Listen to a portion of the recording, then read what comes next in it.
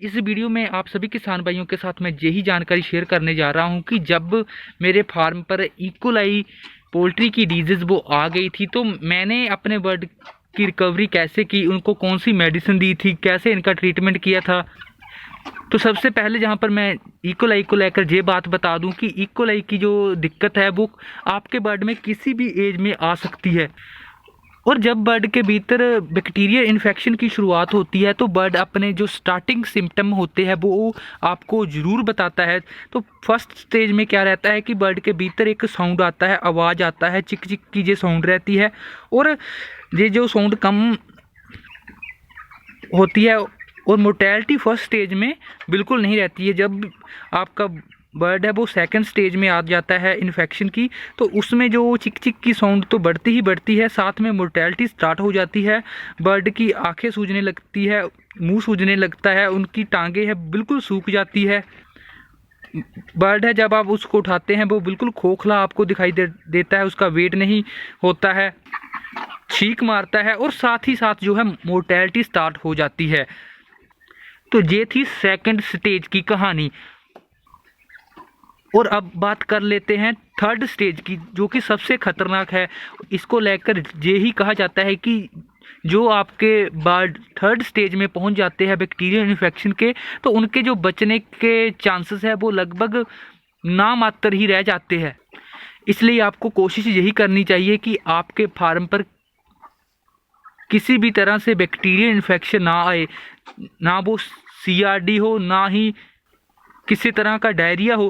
क्योंकि जो CRD है वो आगे जाकर जो है आपके बर्ड के भीतर है वो बहुत नाजुक स्थिति है वो पैदा कर सकती है, जिससे आपके बर्ड में जो है इकोलाई आ सकती है, जो CCRD जिसे आप कहते हैं वो भी आ सकती है।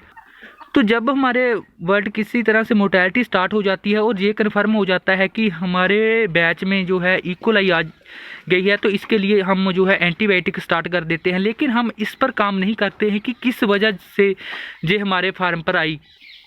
क्योंकि इकोलाई को लेकर यही ज़्यादा देखा गया है कि यदि आपके जो बर्ड का जो आप उनको पानी दे रहे हैं, वाटर की क्वालिटी अच्छी नहीं है, जहाँ उनकी जो फीड इनटेक कर रहा है आपका बर्ड उसकी क्वालिटी अच्छी नहीं है, तो यही मेजर कारण रहते हैं कि आपके बैच में जो है इकोलाई आ जाए। तो इसके अलावा यदि आपके फार्म पर CRD ज़्यादा समय के लिए रहती है तो ये भी आगे जाकर जो है इकोलाई का रूप धारण कर सकती है।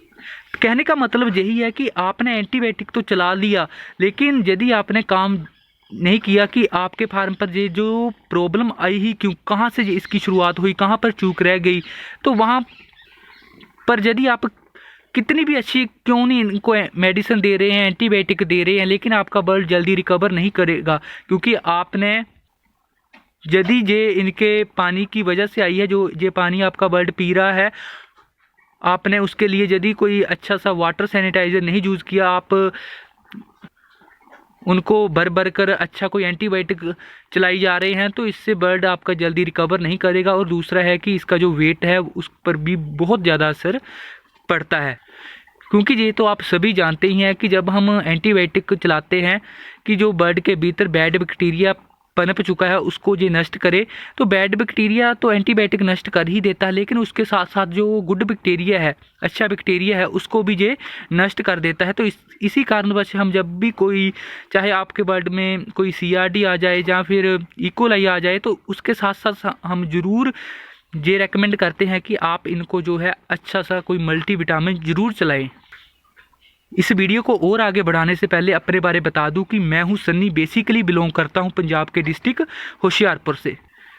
तो अब बात कर लेते हैं किसान भाइयों मेरी। तो लगभग 2.5 से 3 साल पहले जब मेरे फार्म पर किसान भाइयों इकोलाई की डिजीज़ आई थी, हालांकि बिल्कुल ये इसकी शुरुआत थी, तो उसके आने का कारण पहले मैंने जाना कि ये मेरे बर्ड में आई क्यों। तो उसका कारण यही था कि उस टाइम किसान भाइयों ये जो आप ड्रिंकर देख रहे हैं, बेल टाइप ऑटोमेटिक ड्रिंकर, तो मैं ये उस टाइम लगवाए थे।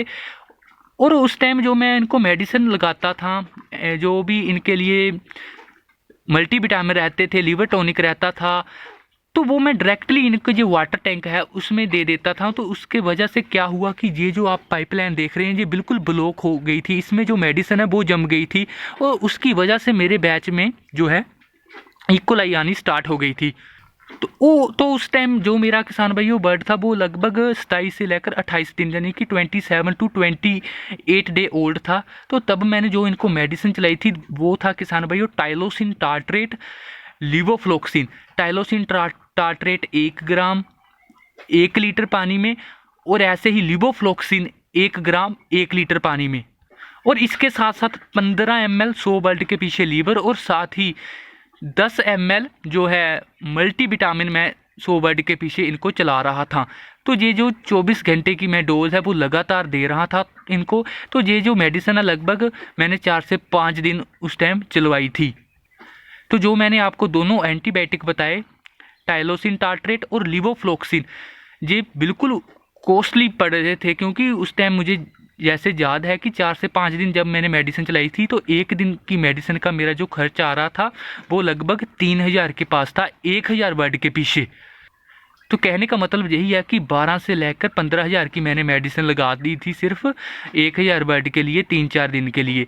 तो कहने का मतलब यही है कि ये जो पाउडर मैंने आपको दोनों बताए, टाइलोसिन और लिवोफ्लोक्सिन, ये बिल्कुल कॉस्टली थे, लेकिन इनका जो रिकवरी रेट था वो बहुत शानदार मुझे लगा। बर्ड मेरा अच्छे से रिकवर कर गया। कोई इनमें जो मुझे वेट को लेकर ज़्यादा इशू नहीं लगा कि वेट पर इसका इफ़ेक्ट नहीं पड़ा।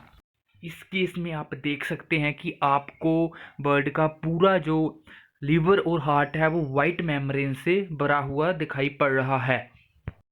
किसान भाई हमें ये कहते हैं कि आप यार मेडिसिन हमें दिखा दिया करो, हमें ऐसे पता नहीं लगता। तो आप किसान भाई दे सकते हैं। टाइलोसिन चलाया था उस टाइम और साथ में लिवोफ्लोक्सिन चलाया था। फिलहाल इस टाइम मेरे फार्म पर नहीं है, क्योंकि उसके बाद मुझे इसकी ज़रूरत ही नहीं पड़ी।